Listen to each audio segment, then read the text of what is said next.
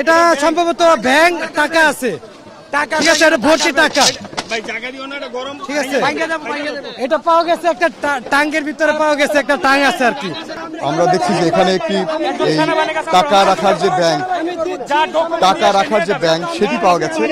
এখানে হয়তো কারো টাকা রেখেছিলেন কেউ, তার সঞ্চয় ছিল এখানে, সেটি পুড়ে গেছে, তবে পুরোপুরি কিন্তু পড়েনি। তাই ভেতরে কয়েন রয়েছে, যদি বলি যে এখানে ভেতরে সেই পয়সা রয়েছে, বোঝা যাচ্ছে এখানকার যারা এখানে কাজ করছিলেন তারা সেটি তারা পেয়েছেন। তো